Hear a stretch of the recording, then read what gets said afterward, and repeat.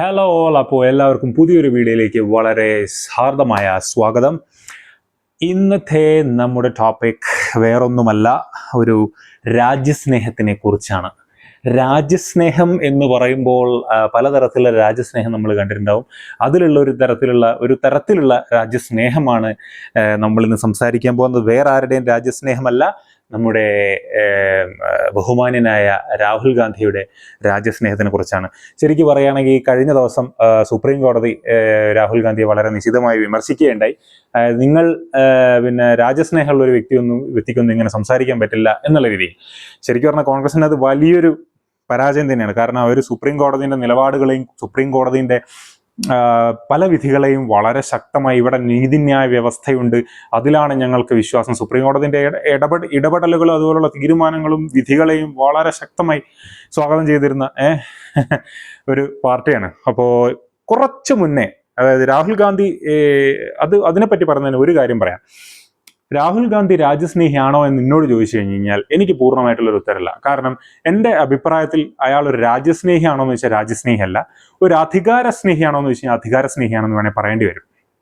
പിന്നെ എനിക്ക് തോന്നുന്ന ഒരു അഴിമതി സ്നേഹിയാണെന്ന് വെച്ചാൽ അഴിമതി സ്നേഹിയാണെന്നും പറയേണ്ടി വരും. കാരണം അഴിമതിക്കെതിരെ ശക്തമായിട്ട് നിലപാടെടുക്കുന്നത്, അല്ലെങ്കിൽ അതുമായിട്ട് BJPക്കെതിരായിട്ടുള്ള കുറെ അഴിമതി ഉണ്ട് എന്ന് ആരോപിക്കുക എന്നല്ലാതെ സ്വന്തം പാർട്ടിയിൽ നടന്ന അഴിമതിക്കെതിരെ അല്ലെങ്കിൽ ഒരു കാര്യത്തിൽ അത് ഇനീഷ്യേറ്റീവ് എടുത്ത് ചെയ്യുന്നതിൽ ഒരു രീതിയിലും രാഹുൽ ഗാന്ധി വിജയിച്ചിട്ടില്ല എന്ന് എനിക്ക് പറയാൻ പറ്റുള്ളൂ. അതൊരു സത്യം തന്നെയാണ്, എത്ര കണ്ട് വെളുപ്പിക്കാൻ നോക്കി കഴിഞ്ഞു കഴിഞ്ഞാലും. രാഹുൽ ഗാന്ധിയുടെ പരാമർശങ്ങൾ ഇന്ത്യൻ എന്നുള്ള രീതിയിൽ, ഒരു ഇന്ത്യക്കാരൻ എന്നുള്ള രീതിയിൽ, ഇന്ത്യയിൽ ജീവിക്കുന്ന ആളായിക്കോട്ടെ, പുറം രാജ്യത്ത് പോയി കഴിഞ്ഞാലായിക്കോട്ടെ, രാഹുൽ ഗാന്ധിയുടെ പരാമർശങ്ങൾ, ഈ രാഹുൽ ഗാന്ധിനെ മാത്രമല്ല കോൺഗ്രസ് പാർട്ടിന്റെ ഉള്ളടക്കം തന്നെ മുകളിലിരിക്കുന്ന പലരുടെയും പരാമർശങ്ങൾ ഇന്ത്യക്കാർക്ക് അപമാനകരമായ രീതിയിൽ മാറ്റപ്പെട്ടിട്ടുണ്ട്. അതുപോലെ തന്നെ ഇന്ത്യക്കാരെ വളരെ മോശമായി അത് എഫക്ട് ചെയ്തിട്ടുണ്ട്. മറ്റു രാജ്യങ്ങളിൽ മറ്റുള്ള ആൾക്കാരെ മുഖത്ത് നോക്കേണ്ടി വരുന്ന ഇന്ത്യക്കാർക്ക്. ഓക്കെ, ഇന്ത്യയിൽ പിന്നെ ഇന്ത്യക്കാരെന്നല്ലേ കൂടുതലും മുഖത്ത് നോക്കുന്നുള്ളൂ. പിന്നെ അതേ ഫോറിനർ നമ്മളെ മുന്നിലെത്തി കഴിഞ്ഞാൽ നമുക്കൊരു ഫീൽ ഉണ്ടാവും, അത്ര തന്നെ. അപ്പൊ നമുക്ക് കാര്യത്തിലേക്ക് വരാം.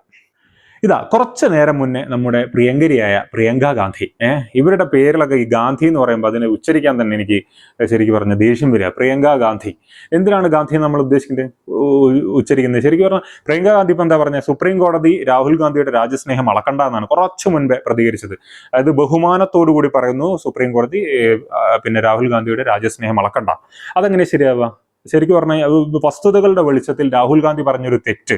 രാജ്യസ്നേഹി എന്ന് പറഞ്ഞാൽ രാഹുൽ ഗാന്ധിനെ മാത്രമല്ല, ഒരു രാജ്യത്തിനെ അപമാനിക്കാൻ വേണ്ടി എങ്ങനെയെങ്കിലും അധികാരത്തിലെത്തുക എന്നുള്ളത് മാത്രം മനസ്സിൽ ചിന്തിച്ചുകൊണ്ട് ഒരു രാജ്യത്തിന് പല രീതിയിൽ അപമാനിക്കാൻ പറ്റുന്ന രീതിയിലൊക്കെ അപമാനിക്കുക, അങ്ങനെയെങ്കിലും ഒന്ന് അധികാരത്തിലെത്തുക, ആ ഒരു ചിന്താഗതിയൊക്കെ മാറ്റണം. ശരിക്കും പറഞ്ഞു കഴിഞ്ഞാൽ ഗൽവാൻ താഴ്വരയിൽ ചൈനീസ് ഇന്ത്യൻ ട്രൂപ്സ് ഏറ്റുമുട്ടി.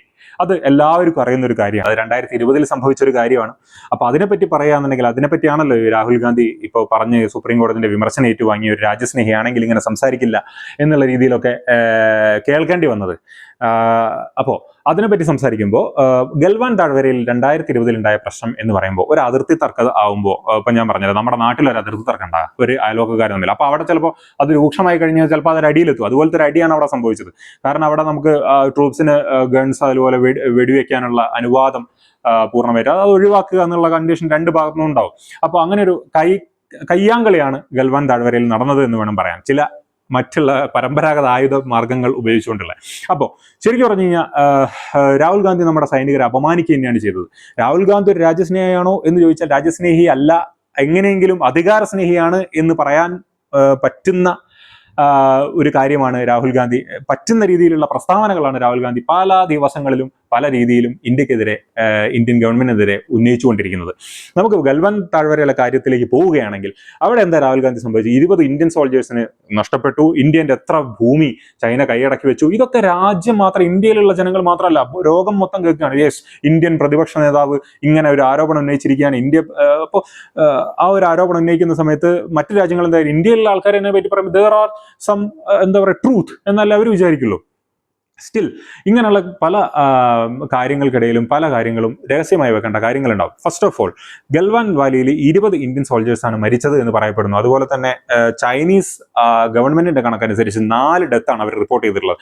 എന്നാൽ ചൈനീസ് ഗവൺമെന്റിന്റെ രഹസ്യ പിന്നെ ചായ്വ് അല്ലെങ്കിൽ രഹസ്യമായി വെക്കുന്ന ആ ഒരു രീതികളുണ്ടല്ലോ അവർക്ക്. ചൈനീസ് ഗവൺമെന്റ് മൊത്തമായിട്ട് കാര്യങ്ങൾ പുറത്തുവിടില്ല. അപ്പോൾ അതുകൊണ്ട് തന്നെ ഇൻഡിപെൻഡന്റ് സോഴ്സ്, അതായത് വിശ്വാസയോഗ്യമായിട്ടുള്ള സോഴ്സുകൾ തന്നെ അവർ തന്നെ കാൽക്കുലേറ്റ് ചെയ്യുന്നു 35 മുതൽ 45 വരെ, 33 മുതൽ 45 വരെ ഡെത്ത്സ് ചൈനീസ് മിലിറ്ററിയിൽ ഉണ്ടായിട്ടുണ്ട് എന്നാണ് അവർ കണക്ക് കൂട്ടുന്നത്. അതുപോലെ തന്നെ ഇന്ത്യൻ ട്രൂപ്സ്, അതായത് ഇന്ത്യൻ മിലിറ്ററിയുടെ കണക്ക് ഏകദേശം 43ഓളം ചൈനീസ് സൈനികർ കൊല്ലപ്പെട്ടു എന്നതാണ് കണക്ക്. അതവിടെ ഇരിക്കട്ടെ. ഇങ്ങനെ പറയാണ്, ഇല്ല മറ്റേ 20 ഇന്ത്യൻ സൈനികർ മരണപ്പെട്ടിരിക്കുന്നു, അതുപോലെ തന്നെ ചൈന ഭൂമി കൈയടക്കി എന്നൊക്കെ പറയുന്നത് വഴി ശരിക്കും പറഞ്ഞ് ഇന്ത്യൻ സൈന്യത്തിനെ തന്നെ, അല്ലെങ്കിൽ India as a whole, Indian രാജ്യത്തിനെ തന്നെ അപമാനിക്കല്ലേ? എങ്ങനെ ഒരു രാജ്യസ്നേഹിക്ക് ഇങ്ങനെയൊക്കെ പറയാൻ പറ്റില്ല. അത് കൃത്യമായിട്ടുള്ള സോഴ്സസും കൃത്യമായിട്ടുള്ള കാര്യങ്ങളും ചിലപ്പോൾ രാഹുൽ ഗാന്ധിക്ക് അറിയണ്ടാവും. പക്ഷെ എങ്ങനെയെങ്കിലും ഒരു ഈ സർക്കാരിനെ താഴെ ഇറക്കി അധികാരത്തിലെത്തുക എന്നുള്ള കൊതിയോടുകൂടിയാണെന്ന് തോന്നുന്നു ഇതൊക്കെ പറയുന്നത്. കാരണം ഇങ്ങനെയുള്ള വളരെ എന്താ പറയുക, ഇന്ത്യ എന്നൊരു രാജ്യത്തിൻ്റെ പ്രസ്റ്റീജിയസ് ആയിട്ടുള്ള കുറെ കാര്യങ്ങളിൽ ഇത്രയും മോശപ്പെട്ട രീതിയിൽ ക്ലെയിംസ് ചെയ്യുക എന്ന് പറയുക, ക്ലെയിംസ് പറയാന്ന് പറഞ്ഞാൽ വളരെ മോശമായിട്ടുള്ളൊരു സ്വഭാവമാണ് എന്ന് പറയേണ്ടി വരും. അതിൽ കൂടെ വേറൊരു കാര്യം പറയുമ്പോൾ, ഇപ്പൊ എന്നതാ പ്രിയങ്ക ഗാന്ധി, രാഹുൽ ഗാന്ധി സുപ്രീം കോടതിയെ പറ്റി കൂടുതലേ പറഞ്ഞു. സുപ്രീം കോടതി പിന്നെ ഭയങ്കരതായിരുന്നു. സുപ്രീം കോടതി ഭയങ്കര സംഭവമാണ്. പിന്നെ സെൻട്രൽ ഗവൺമെന്റിനെതിരെ പറയുമ്പോൾ സുപ്രീം കോടതിന്റെ പല വിധികളെ പറ്റിയും സുപ്രീം കോടതിയുടെ വിധി വളരെ മികച്ചതായിരുന്നു, ഇന്ത്യൻ ഭരണഘടനയിൽ അതുപോലെ തന്നെ ഞങ്ങളുടെ ഒരേ ഒരു പ്രതീക്ഷ സുപ്രീം കോടതിയാണ്, സുപ്രീം കോടതി ജഡ്ജസ് ആണെന്നൊക്കെ പറഞ്ഞ ആ വ്യക്തി ഇന്ന് പറയണം സുപ്രീം കോടതി ആരാണ് രാഹുൽ ഗാന്ധിയുടെ രാജ്യസ്നേഹം വളക്കാന്നുള്ളത്. സുപ്രീം കോടതി നിങ്ങൾ അന്ന് ആഗ്രഹിച്ചിരുന്ന ഒരു എന്താ പറയാ, ആരാധിച്ചിരുന്ന ഒരു നീതിപീഠം തന്നെയാണല്ലോ ഇതും പറഞ്ഞിരിക്കുന്നത്. അപ്പൊ അതും അംഗീകരിക്കണം. എന്തുകൊണ്ടത് പറയാനുണ്ടായ കാരണം എന്നുള്ളത് പഠിച്ച് മനസ്സിലാക്കി തിരുത്തേണ്ടത് തന്നെ വേണം. അപ്പോൾ പിന്നെ വേറൊരു കാര്യം കൂടി പ്രിയങ്ക ഗാന്ധി പറഞ്ഞതെന്ന് വെച്ച് കഴിഞ്ഞാൽ, എന്താ പറയുന്നത്, രാഹുൽ ഗാന്ധി സൈന്യത്തിനോട് ഭയങ്കര ഇഷ്ടമുള്ള ഒരു വ്യക്തിയാണ്, സൈന്യത്തിന് ഒരിക്കലും അപമാനിച്ചിട്ടില്ല, സൈന്യത്തിനോട് ഭയങ്കര ബഹുമാനമാണ് എന്നൊക്കെയാണ് പ്രിയങ്ക ഗാന്ധി പറഞ്ഞു വെച്ചത്. ഇവർക്ക് ഗാന്ധി എന്ന ലാസ്റ്റുള്ള കാര്യം തന്നെ വളരെയധികം സങ്കടപ്പെടുന്ന ഒരു സംഭവം തന്നെ. അവരുടെ പേരിന്റെ ലാസ്റ്റ് പറയട്ടെ, ഈ സംഭവം പ്രിയങ്ക ഗാന്ധി എന്തുകൊണ്ട് എങ്ങനെ പ്രിയങ്ക ഗാന്ധിക്ക് പറയാൻ പറ്റും രാഹുൽ ഗാന്ധി ഒരു ഇന്ത്യൻ സൈന്യത്തിന് റെസ്പെക്ട് ചെയ്യുന്നുണ്ട് എന്നുള്ളത്? എങ്ങനെ റെസ്പെക്ട് ചെയ്യുന്നുണ്ട്? ഇന്നത്തെ ഈ കഴിഞ്ഞ ക്ലെയിം, ഗാൽവൻ വാലിയിലെ ക്ലെയിം, അത് 20 സൈനികർ അവിടെ മരിച്ചിട്ടുണ്ട്. ആ 20 സൈനികരെ പുച്ഛിക്കുന്നതിന് തുല്യമല്ലേ ചൈനീസ് ട്രൂപ്സ്, അതായത് ഇന്ത്യൻ ടെറിട്ടറി കൈയടക്കി വെച്ചിട്ടുണ്ട്, അല്ലെങ്കിൽ അന്നത്തെ ക്ലാഷിൽ ഒരുപാട് കൊണ്ടുപോയി എന്ന് പറയുന്നത് ഒഫീഷ്യലി ചൈന പോലും പറയാത്ത കാര്യം ഇന്ത്യൻ പ്രതിപക്ഷ നേതാവിന് പറയേണ്ട ആവശ്യകത എന്താണ് എന്നുള്ളതാണ് എൻ്റെ ഒരു പ്രധാന ചോദ്യം. അതിന് ഉത്തരം തരാൻ പലർക്കും പറ്റിയെന്ന് വരില്ല കേട്ടോ, രാഹുൽ ഗാന്ധിനെ ഇഷ്ടപ്പെടുന്നത്.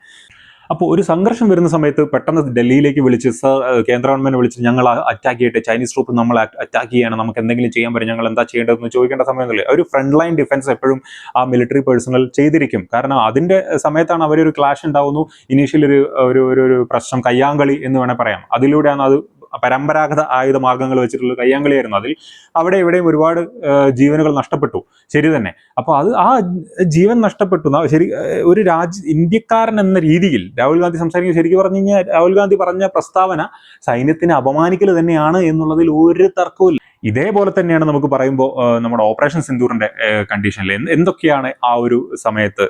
പിന്നെ കുറച്ചു കാലം കോൺഗ്രസ് പിടിച്ചു നിന്ന്, അയ്യോ മിണ്ടാണ്ട് എങ്ങനെയെങ്കിലും ഇന്ത്യൻ ജനങ്ങളെ കയ്യിലെടുക്കണം എന്നുള്ള കണ്ടീഷനിൽ കുറെ കാലം കോൺഗ്രസ് കഷ്ടപ്പെട്ട് മിണ്ടാതിരുന്നു എന്ന് പറയാം. അതിനുശേഷം നമ്മൾ കണ്ടതെന്ന് വെച്ച് കഴിഞ്ഞാൽ പാകിസ്ഥാൻ ഗവൺമെന്റിനെക്കാട്ടും പാകിസ്ഥാൻ ആർമി വ്യക്തികളെക്കാട്ടും കൂടുതൽ ഇന്ത്യക്കെതിരെ പ്രവർത്തിച്ചത് കോൺഗ്രസ് ആയിരുന്നു എന്ന് വേണമെങ്കിൽ പറയാം. രാഹുൽ ഗാന്ധി അയ്യോ പറയണ്ട, ചില കോൺഗ്രസ് നേതാക്കന്മാരും ഉണ്ട്.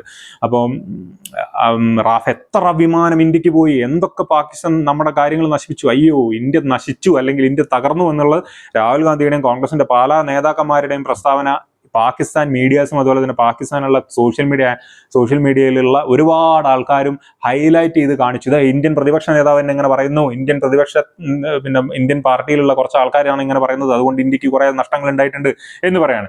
അപ്പോൾ ഇന്ത്യ ഒഫീഷ്യലി ഇത് കൺഫേം ചെയ്തിട്ടില്ല എന്നുണ്ടെങ്കിൽ, ഇന്ത്യൻ ഗവൺമെന്റ് പറഞ്ഞിട്ടില്ല അല്ലെങ്കിൽ ഇന്ത്യൻ മിലിറ്ററി അത് ഒഫീഷ്യലി കൺഫേം ചെയ്തില്ല എന്നുണ്ടെങ്കിൽ ഇന്ത്യക്കാരൻ എന്ന നിലയിൽ നമ്മളത് വിശ്വസിച്ചേ പറ്റൂ. അതോടുകൂടെ തന്നെ ഈ ഒരു സമയത്ത് നമ്മൾ കണ്ടിട്ട് പല മാധ്യമങ്ങളും, ഏഷ്യൻ മാധ്യമങ്ങളും അതുപോലെ തന്നെ ഇന്ത്യയിലല്ലാത്ത മാധ്യമങ്ങൾ, പാകിസ്ഥാൻ മാധ്യമങ്ങൾ നമുക്ക് വിടാം, ഇന്ത്യയിലല്ലാത്ത മാധ്യമങ്ങൾ പലതും ഇന്ത്യക്ക് പിന്നെ റാഫേൽ ജെറ്റ് നഷ്ടപ്പെട്ടിട്ടുണ്ട്, ഒറ്റ റാഫേൽ ജെറ്റ് നഷ്ടപ്പെട്ടു എന്നൊക്കെയാണ് പലരും പറയുന്നത്. അപ്പോൾ ഒരു യുദ്ധമാകുമ്പോൾ അല്ലെങ്കിൽ അതൊരു പ്രശ്നമായിരുന്നു. ആ ഒരു പ്രശ്നത്തിൽ ആ ഒരു യുദ്ധം എന്ന് വേണം തന്നെ പറയാം. ഓപ്പറേഷൻ സിന്ദൂറിൽ ഇന്ത്യ ഒരുപാട് ടാക്ടിക്സ് സ്വീകരിച്ചിട്ടുണ്ടാവും. ആ ടാക്ടിക്സുകളൊന്നും ഇങ്ങനെയുള്ള കാര്യങ്ങൾ വെളിപ്പെടുത്തുന്നതിലൂടെ India AI artificial intelligence use ചെയ്തു എന്നൊക്കെ പറയുന്നുണ്ട്. റീസെന്റ് റിപ്പോർട്ട് പ്രകാരം അതായത് ഡസോയുടെ ആള് വന്നിട്ട് അതായത് അവരുടെ പിന്നെ എക്സ്പേർട്സ് വന്നിട്ട് ചെക്ക് ചെയ്ത സമയത്ത് അവർ പറഞ്ഞിരിക്കുന്നത് ഇന്ത്യ യൂസ്ഡ് അതൊരു 36 AG വരുന്ന ഒരു സാധനം റാഫേലിന്റെ ബാക്കിലുള്ള ഒരു സംഭവമാണ്. അത് റഡാറിനെ കബളിപ്പിക്കാൻ പറ്റുന്ന ഒരു സാധനം. അതായത് മിസൈൽ വന്ന് ഹിറ്റ് ചെയ്യുന്നത് ആ ഒരു 36 AG ഭാരമുള്ള ഒരു സംഭവം. അത് റഡാർ എന്ത് ഐഡന്റിഫൈ ചെയ്യും, അതായത് വി ഹിറ്റ് ദ ടാർഗറ്റ്, അങ്ങനെയാണ് അത് കാൽക്കുലേറ്റ് ചെയ്യുക. പക്ഷേ ഒറിജിനൽ ഫ്ലൈറ്റ് അതായത് ഫൈറ്റർ ജെറ്റ് സേഫ് ആയിരിക്കും. അങ്ങനെയുള്ള ഒരുപാട് സംഭവങ്ങൾ ഇന്ത്യ ഉപയോഗിച്ചു എന്നുള്ളതൊക്കെയാണ് പറയപ്പെടുന്നത്. പക്ഷേ ഇങ്ങനെയുള്ള ടാക്ടിക്സുകളൊന്നും ഒരു രാജ്യവും ഒരു അറ്റാക്കിന് ശേഷം വെളിപ്പെടുത്താൻ തയ്യാറാകാത്ത ഒരു കാര്യമാണ്. അങ്ങനെ വെളിപ്പെടുത്തുന്നത് വളരെ മോശപ്പെട്ട ഒരു കാര്യമാണ്. അത് ഭാവിയിൽ ഭാവിയിൽ ഉണ്ടായേക്കാവുന്ന പ്രശ്നങ്ങളിൽ ഉപയോഗിക്കപ്പെടുന്ന തന്ത്രങ്ങളെ സ്വാധീനിച്ചേക്കാം, വളരെ മോശമായി ബാധിച്ചേക്കാം. അങ്ങനെയുള്ള ഒരുപാട് കാര്യങ്ങളുണ്ട്. ഇതൊക്കെ രാഹുൽ ഗാന്ധിക്കും പ്രതിപക്ഷം പല ആൾക്കാർക്കും അറിയാവുന്ന കാര്യങ്ങളാണ്. പക്ഷെ ഇതൊന്നുമില്ലാത്ത അധികാരക്കൊതി കൊണ്ട് സ്വന്തം ലാഭങ്ങൾക്ക് വേണ്ടി രാജ്യസ്നേഹം ഉണ്ടെന്ന് എനിക്ക് തോന്നുന്നില്ല. രാജ്യസ്നേഹം ഉണ്ടെങ്കിൽ ഇങ്ങനെ പറയോ, രാജ്യത്തുള്ള ആൾക്കാരെ എങ്ങനെ അപമാനിച്ചുകൊണ്ട് എങ്ങനെയെങ്കിലും രക്ഷപ്പെടാം, അല്ലെങ്കിൽ അടുത്ത തവണ അധികാരത്തിലെത്താം, എന്നിട്ട് കുറെ അഴിമതി നടത്താം. അഴിമതി സ്നേഹവും അതുപോലെ തന്നെ പിന്നെ മറ്റുള്ള കാര്യങ്ങളിലുള്ള അനാവശ്യമായിട്ടുള്ള സ്നേഹമൊക്കെ രാഹുൽ ഗാന്ധിക്കുള്ളൂ എന്ന് വേണമെങ്കിൽ നമുക്ക് പറയാം. എൻ്റെ അഭിപ്രായത്തിൽ രാഹുൽ ഗാന്ധി ശരിക്കും ചെയ്യേണ്ടത്, രാഹുൽ ഗാന്ധി പിന്നെ നാട്ടിലെ നീറുന്ന ഒരുപാട് പ്രശ്നങ്ങളുണ്ട്. BJP ഗവൺമെന്റിനെ അതുപോലെ തന്നെ ഇതിനൊക്കെ ഒരുപാട് പ്രശ്നങ്ങളുണ്ട്. അതിനെയൊക്കെ ഹൈലൈറ്റ് ചെയ്തുകൊണ്ട് ഗവൺമെന്റ് താഴെ പോകുന്ന അല്ലെങ്കിൽ ഗവൺമെന്റ് പ്രവർത്തനങ്ങൾ എത്തിച്ചേരാത്ത കാര്യങ്ങളൊക്കെ ഐഡന്റിഫൈ ചെയ്ത് അതിനെ മനസ്സിലാക്കി അതിനൊക്കെ എതിർത്തിരുന്നെങ്കിൽ എത്ര നന്നായനെ. അതൊക്കെയാണ് ഒരു പ്രതിപക്ഷ നേതാവിന്റെ ഉത്തരവാദിത്തമുള്ളത്. അല്ലാണ്ട് ഇതുപോലുള്ള സെൻസിറ്റീവ് കാര്യങ്ങളെടുത്ത് ഇതിൽ ആക്രമിച്ചു കഴിഞ്ഞാൽ ഒരു പക്ഷേ ജനങ്ങൾ ഇതിന്റെ കൂടെ നിൽക്കും. അതൊക്കെ വെറുതെ വിചാരിക്കുകയാണ്. ജനങ്ങൾക്കൊക്കെ ഇപ്പോൾ കുറച്ച് ബുദ്ധിയുണ്ട്. അതുകൊണ്ട് തന്നെ നിങ്ങൾ ഈ രീതിയിൽ മുന്നോട്ട് പോയി കഴിഞ്ഞ് ജനങ്ങളെ ഇൻസൾട്ട് ചെയ്യുന്നതായിട്ടാണ് മനസ്സിലാക്കുക. അപ്പോൾ ഒരു കാരണവശാലും നിങ്ങൾക്ക് ഈ ഒരു ടാക്ടിക്സിലൂടെ മുന്നോട്ട് പോകാൻ അധികാരത്തിലെത്താൻ സാധിക്കില്ല, നിങ്ങളുടെ ഉദ്ദേശം എന്ത് തന്നെയാണെങ്കിലും. ഈ ഓപ്പറേഷൻ സിന്ദൂർ അതുപോലെ തന്നെ ഗൽവാൻ വാലി ഇതിന്റെ അകത്തൊക്കെ ഒരുപാട് ക്ലെയിംസ് നടത്തി ഇന്ത്യ അപമാനിച്ചു. അതിനുശേഷം ഒരു അവസരം കിട്ടിയതാണ് ട്രംപിന്റെ ഡെഡ് എക്കോണമി പരാമർശം. India is a dead economy. അപ്പൊ തന്നെ ചാടി വീണ് വൈകുന്നേരം ചാടി ഇറങ്ങി യെസ് ട്രംപ് പറഞ്ഞത് ശരിയാണ്, ഞാനിത് എത്ര കാലമായി പറയുന്നു, ട്രംപിന് നന്ദി എന്നൊക്കെയാ പറഞ്ഞു. ട്രംപിന് നന്ദി, അത് സത്യം വിളിച്ചു പറഞ്ഞതിൽ പറയുന്നത്. എന്തൊരു മോശമാണ് ഇതൊക്കെ. ഇന്ത്യ ഡെഡ് എക്കോണമി ആണെന്ന് എങ്ങനെയാണ് ഇത് പറയാൻ പറ്റുക? ഒരു പ്രതിപക്ഷ നേതാവിന് എങ്ങനെ ഇത് പറയാൻ പറ്റി? ഇപ്പൊ തന്നെ ലോകത്ത് ഏറ്റവും കൂടുതൽ വളരുന്ന ഒരു എക്കോണമിയാണ് ഇന്ത്യയുടെ എന്നുള്ള കാര്യം പ്രതിപക്ഷ നേതാവ് രാഹുൽ ഗാന്ധി മറന്നുപോയതാണോ, അതോ സൗകര്യപൂർവ്വം മറന്നാണോ, അല്ലെങ്കിൽ ഞാനിത് പറഞ്ഞു കഴിഞ്ഞാൽ കുറെ വിഡ്ഢികൾ ഇത് വിശ്വസിച്ചുകൊള്ളും എന്ന് ഉദ്ദേശിച്ച് പറഞ്ഞതാണോ എന്ന് രാഹുൽ ഗാന്ധിയോട് തന്നെ ചോദിച്ച് മനസ്സിലാക്കേണ്ട ഒരു കാര്യം തന്നെയാണ്. ഈ ഡെഡ് എക്കോണമി പരാമർശം ട്രംപ് നടത്തി അതിനെ അനുകൂലിച്ചുകൊണ്ട് I am happy that Trump said പിന്നെ India is a dead economy എന്ന് അടിച്ച് കസറുന്നതിന് മുന്നേ രാഹുൽ ഗാന്ധി കുറച്ച് കാര്യങ്ങളും നോക്കിയിരുന്നെങ്കിൽ ഇന്ത്യ എന്ന് പറഞ്ഞ രാജ്യത്തിനോട് ലേശമെങ്കിലും ഒരു ഇഷ്ടം, അല്ലെങ്കിൽ ഇന്ത്യക്കാരൻ എന്ന നിലയിൽ ഇന്ത്യയിലെ ജനങ്ങളോട് ഒരു താല്പര്യം ഉണ്ടായിരുന്നെങ്കിൽ ഈ തരത്തിലുള്ള പ്രസ്താവന നടന്നത്. കാരണം ആ ഒരു പ്രസ്താവന നടത്തുന്നതോടുകൂടി രാഹുൽ ഗാന്ധി ചെയ്യുന്നത് ഇന്ത്യയിലെ ജനങ്ങളുടെയും ഇന്ത്യയെ പൊക്കിയെടുക്കാൻ, അതായത് ഇന്ത്യയുടെ ഡെവലപ്മെന്റിന് സഹായിക്കുന്ന ഓരോ വ്യക്തികളെയും അപമാനിക്കുന്ന ഒരു രീതിയാണ്. ശരിക്കും പറഞ്ഞാൽ അവരെല്ലാവരും അപമാനിക്കപ്പെട്ടു എന്ന് തന്നെ പറയണം. കാരണം രാഹുൽ ഗാന്ധി പറഞ്ഞിരിക്കുന്നത് ആസ് എ ഹോൾ ഇന്ത്യ ഒരു ഡെഡ് എക്കോണമി. അപ്പൊ ഇന്ത്യയിലെ ജനങ്ങൾ പരാജയപ്പെട്ടു, ഇന്ത്യൻ ഗവൺമെന്റ് പരാജയപ്പെടുകയാണെങ്കിൽ ഇന്ത്യയിലെ ജനങ്ങൾ ഇത്രയും കഷ്ടപ്പെട്ട് ഒരുപാട് കാര്യങ്ങൾ ചെയ്തിട്ടുണ്ടല്ലോ, ഇന്ത്യയിലെ ജനങ്ങളും പരാജയപ്പെട്ടു. മൊത്തത്തിലാണ് ബിസിനസ്മാൻമാരും ജോലിക്കാരും പിന്നെ കർഷകരും എല്ലാവരും ഉൾപ്പെടുത്തിയിട്ടാണ് ഈ പറയുന്നത്. അതാണല്ലോ ഒരു എക്കോണമി. അപ്പോൾ ഈ ഒരു ഡെഡ് എക്കോണമി പരാമർശത്തിനെ നമുക്ക് ഖണ്ഡിക്കുവാൻ വേണ്ടിയിട്ട് ഒറ്റ ഉദാഹരണം മതിയാവും. കാര്യം വേൾഡ് ബാങ്കിന്റെ റിപ്പോർട്ട് പ്രകാരം ഇക്കഴിഞ്ഞ ജൂൺ 2025 അവർ റിപ്പോർട്ട് ഇറക്കി. ആ റിപ്പോർട്ട് പ്രകാരം $2.15 എ ഡേയിൽ താഴെയുള്ള ആൾക്കാർ ഏൺ ചെയ്യുന്ന ആൾക്കാർ അവർ പുവറായിട്ട് കണക്കാക്കുന്നു. ആ ഒരു കണക്കിൽ വേൾഡ് ബാങ്ക് പറയുന്നത്, ഇന്ത്യൻ ഗവൺമെന്റോ അല്ലെങ്കിൽ ആരും പറയുന്നതല്ല, വേൾഡ് ബാങ്ക് പറയുന്നത് ശരിക്കും പറഞ്ഞാൽ 2011-12 മുതൽ 2022-23 വരെയുള്ള കാലഘട്ടത്തിൽ ഞാനത് നോട്ട് ചെയ്തിട്ടുണ്ടായിരുന്നു. അതായത് 16.2% ഓക്കെ, 16.2% ആയിരുന്നു 2011-12 കാലഘട്ടത്തിൽ ഇന്ത്യയിലെ ദാരിദ്ര്യ നിരക്ക്. അത് ഇപ്പോൾ എന്ന് പറയുന്നത് 2.35% ആയിട്ട് കുറഞ്ഞിരിക്കുകയാണ്. ഇപ്പോൾ $2.15 എ ഡേ എന്നുള്ള രീതിയിൽ കാൽക്കുലേറ്റ് ചെയ്യുമ്പോൾ. അതുപോലെ തന്നെ ഒരു റിവിഷൻ നടന്നു, അതായത് റിവൈസ് ചെയ്തു അവർ 2.15 എന്നുള്ളത് ഇൻഫ്ലേഷൻ അങ്ങനെയുള്ള ഒരുപാട് കാര്യങ്ങൾ. അപ്പോൾ $3 എ ഡേ എന്നാക്കി. $3 എ ഡേ എന്നാക്കിയപ്പോഴും ഇന്ത്യൻ ഇന്ത്യൻ പോവർട്ടി സ്റ്റാൻഡ് ചെയ്യുന്നത് 5.25% എന്നാണ്. അതൊരു മേജർ ഡെവലപ്മെന്റ് തന്നെയാണെന്നതിൽ തർക്കമില്ല. അതേസമയം ഇന്ത്യ കാൽക്കുലേറ്റ് ചെയ്യുന്നത് MPI എന്ന് പറയപ്പെടുന്ന, അതായത് മൾട്ടി ഡയമെൻഷണൽ പോവർട്ടി ഇൻഡെക്സ് എന്ന് പറയുന്ന ഒരു കാര്യം ഉപയോഗിച്ചുകൊണ്ടാണ്. അത് വേറെ രീതിയിലാണ് ഇന്ത്യയിലെ പോവർട്ടിനെ ഹാൻഡിൽ ചെയ്യുന്നത്. അതെങ്ങനെയാണെന്ന് വെച്ച് കഴിഞ്ഞാൽ ഹെൽത്ത്, എഡ്യൂക്കേഷൻ, ലിവിങ് സ്റ്റാൻഡേർഡ്സ്, ഈ 3 കാര്യങ്ങൾ കണക്കാക്കിയിട്ടാണ് ഇന്ത്യൻ എന്താ പറയുക ആ ഒരു റിപ്പോർട്ട് വരുന്നത്, ഇന്ത്യൻ പോവർട്ടീനെ പറ്റിയുള്ള. അത് എന്ന് പറയുന്നത് 2011-12 അല്ലെങ്കിൽ 2013-14 സമയത്ത് 27.15 എന്നുള്ള ആ ഒരു ഭാഗത്തു നിന്നും 11.68 എന്നുള്ള നിലയിലേക്ക് 2022-23 താഴ്ന്നു എന്നുള്ളത് വളരെ വലിയ ഒരു കാര്യം തന്നെയാണ്. ഈ കാലയളവിൽ 25 കോടിയോളം ജനങ്ങളെ ദാരിദ്ര്യത്തിൽ നിന്നും മുക്തരാക്കാൻ പറ്റി എന്നുള്ളത് ഇന്ത്യ എന്ന രാജ്യത്തിന് ഒരു വളരെ വലിയൊരു അച്ചീവ്മെന്റ് തന്നെയാണെന്നതിൽ തർക്കമില്ല. ഈ ഒരു കാര്യം പോലും രാഹുൽ ഗാന്ധി ചിന്തിച്ചില്ല, അല്ലെങ്കിൽ അതിനെപ്പറ്റി പഠിക്കാനോ അതിനെപ്പറ്റി പറയാനോ രാഹുൽ ഗാന്ധിക്ക് സാധിച്ചില്ല എന്നുള്ളത് എന്നെ വളരെയധികം അത്ഭുതപ്പെടുത്തുന്നുണ്ട്. അതേപോലെ തന്നെ വേൾഡ് റാങ്കിങ്ങിൽ ഇന്ത്യ 4th ആണ്. അതായത് ദാരിദ്ര്യ നിർമ്മാർജ്ജനത്തിൽ ഇന്ത്യ 4ാം സ്ഥാനത്താണ് ലോകത്ത്. ഓക്കെ, അപ്പൊ ഇതൊക്കെ റിപ്പോർട്ട്സ് എന്ന് പറയുന്നത് ഇന്ത്യൻ ഗവൺമെന്റ് എടുത്ത റിപ്പോർട്ടുകളല്ല. MPI മാത്രമേ ഇന്ത്യൻ ഗവൺമെന്റിന് വേണമെങ്കിൽ എടുക്കാൻ പറ്റുന്ന റിപ്പോർട്ടുള്ളൂ. അതിനെ ഒഴിവാക്കിയാൽ തന്നെ ഞാൻ നേരത്തെ പറഞ്ഞു വേൾഡ് ബാങ്കിന്റെ റിപ്പോർട്ട് വെച്ച് നോക്കിക്കഴിഞ്ഞാൽ ഇന്ത്യ ഉണ്ടാക്കിയിരിക്കുന്ന ആ ഒരു കാലയളവിൽ ഇന്ത്യ ഉണ്ടാക്കിയിരിക്കുന്ന മുന്നേറ്റം പല രാജ്യങ്ങൾക്കും അസൂയാവഹമായ ഒരു നേട്ടം തന്നെയാണെന്നതിൽ തർക്കമില്ല. അത് പലരും പറഞ്ഞിട്ടുണ്ട്, പുറം രാജ്യത്തുള്ള പലരും പറഞ്ഞിട്ടുണ്ട്. അതായത് പല സ്ഥാനങ്ങളിൽ ഇരിക്കുന്ന ആൾക്കാർ ഇന്ത്യയുടെ ദാരിദ്ര്യ നിർമ്മാർജ്ജനത്തിൽ ഇന്ത്യ ഉണ്ടാക്കിയ നേട്ടം വളരെ മികച്ചതാണെന്നുള്ളത്. ഒരു ഡെഡ് എക്കോണമിക്ക് ഇങ്ങനെ ചെയ്യാൻ പറ്റുമോ എന്നുള്ളതാണ് ഞാൻ രാഹുൽ ഗാന്ധിയോട് ചോദിക്കുന്നത്.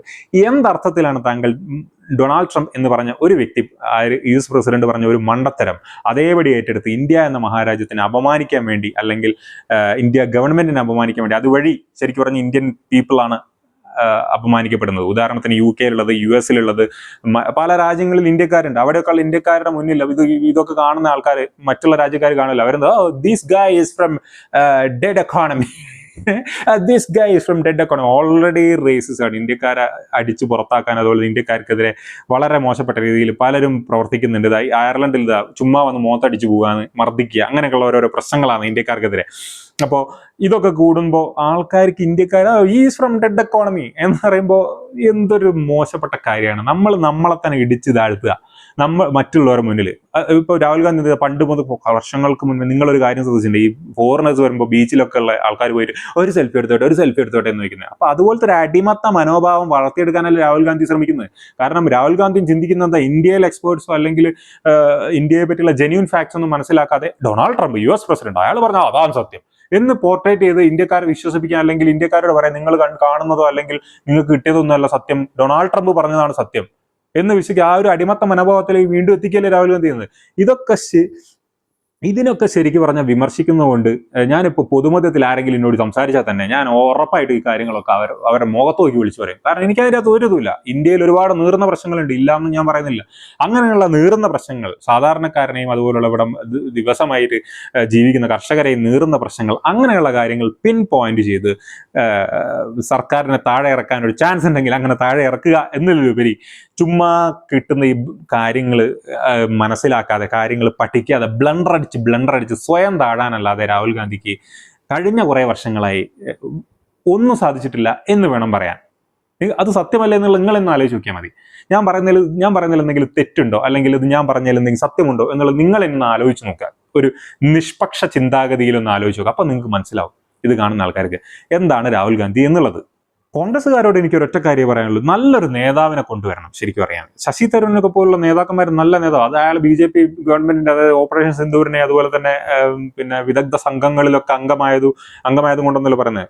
നമ്മൾ നല്ല രീതിയിൽ ചെയ്യണം. കാരണം അതുപോലെ വളരെ ക്യാപ്പബിൾ ആയിട്ടുള്ള നരേന്ദ്രമോദിക്കെതിരെ നിൽക്കാൻ പറ്റുന്ന ശക്തരായ നേതാക്കന്മാർ കോൺഗ്രസ് പാർട്ടിയിൽ ഉണ്ട് എന്നുള്ളതിൽ ഒരു തർക്കവുമില്ല. അവരൊന്നും ഉയരാൻ സമ്മതിക്കാതെ അടിച്ചമർത്തി ഇതുപോലെ അധികാരമോഹികളെ മുന്നിൽ നിർത്തിക്കൊണ്ടുള്ള തോന്നിവാസമാണ് കോൺഗ്രസ് പാർട്ടി നടത്തുന്നത്. ഇങ്ങനെ ചെയ്തു കഴിഞ്ഞ് കഴിഞ്ഞാൽ നിങ്ങളിലുള്ള വിശ്വാസമാണ് ജനങ്ങൾ നഷ്ടപ്പെടുന്നുള്ള കാര്യം മനസ്സിലാക്കണം. നിങ്ങൾ ഇക്കാര്യങ്ങളൊക്കെ വിട്ടിട്ട് ഇന്ത്യയിൽ ഇപ്പോഴും നിങ്ങൾക്ക് അധികാരത്തിലെത്താനുള്ള പല കാര്യങ്ങളുണ്ട്. അക്കാര്യങ്ങളിൽ ശ്രദ്ധ കേന്ദ്രീകരിച്ച് ജനങ്ങൾക്കിടയിലേക്ക് ഇറങ്ങി ചെന്നാൽ, അല്ലെങ്കിൽ ഇന്ത്യക്കാരെ ആസ് എ ഹോൾ അധിക്ഷേപിച്ച് അതിൽ കൂടെ നേട്ടമുണ്ടാക്കാമെന്ന് മനസ്സിലാക്കാതെ, ഇത് സംഭവം സിമ്പിളാണ്. പണ്ട് നരേന്ദ്രമോദി ഒരു ടാക്ടിക് യൂസ് ചെയ്തിരുന്നു അധികാരത്തിലെത്താൻ. എങ്ങനെ പിന്നെ സെൻട്രൽ ഗവൺമെന്റ് പാകിസ്ഥാനിന് മറുപടി കൊടുക്കുന്നില്ല, ടെററിസ്റ്റിന് മറുപടി കൊടുക്കുന്നു. പക്ഷെ അതിലൊരു സത്യമുണ്ടായിരുന്നു എന്ന് ജനങ്ങൾ കരുതിയത് കൊണ്ടാണ് അദ്ദേഹത്തിന് ആ ഒരു ടാക്ടിക്കിലൂടെ അധികാരത്തിലെത്താൻ ഒരുപാട് കാര്യങ്ങൾ അദ്ദേഹത്തിന് സഹായിച്ചിട്ടുണ്ട്. ഈ ഒരു ടാക്ടിക് അദ്ദേഹത്തിന് വളരെ കൂടുതലായി സഹായിച്ചത്. ഈ ഒരു സമയത്ത് നരേന്ദ്രമോദി അല്ലെങ്കിൽ BJP ഗവൺമെന്റ് എന്താണോ എന്ന് പറഞ്ഞത് ആ രീതിയിലുള്ള കാര്യങ്ങൾ തിരിച്ചു ചെയ്യുന്നുണ്ട്. ഇപ്പൊ നമ്മൾ പ്ലെയിൻ ആയിട്ട് നോക്കുകയാണെന്നുണ്ടെങ്കിൽ അങ്ങനെ എന്തൊക്കെയോ മറുപടികൾ കൊടുക്കുന്നുണ്ട് എന്നുള്ളതും നമുക്ക് എന്തൊക്കെയോ കിട്ടുന്നുള്ളതെന്നുള്ള ആൾക്കാർക്ക് മനസ്സിലാവുന്നതുകൊണ്ടാണ് വീണ്ടും അദ്ദേഹം അധികാരത്തിലെത്തുന്നത് മനസ്സിലാക്കാനുള്ള ശേഷി കോൺഗ്രസ് പാർട്ടിയിൽ ആർക്കും ഈ പറയുന്ന നേതൃസ്ഥാനം കഴിക്കുന്ന പലർക്കും ഇല്ലാതെ പോയതിൽ ഞാൻ വളരെയധികം എന്താ പറയുക സങ്കടപ്പെടുന്നുണ്ട്. എനിവേസ് അത്രയൊക്കെ എനിക്ക് പറയാനുള്ളൂ ഈ ഒരു രാഹുൽ ഗാന്ധി എന്ന് പറയുന്ന ഒരു വ്യക്തിയെ പറ്റി. അപ്പോൾ എൻ്റെ കൺക്ലൂഷൻ സുപ്രീം കോടതി ചോദിച്ച പോലെ, രാഹുൽ ഗാന്ധി ഒരു രാജ്യസ്നേഹിയാണോ? ഒരു രാജ്യസ്നേഹിക്ക് ഇങ്ങനെയൊക്കെ സംസാരിക്കാൻ പറ്റുമോ? നിങ്ങൾ ആലോചിച്ച് നോക്കൂ. Good bye.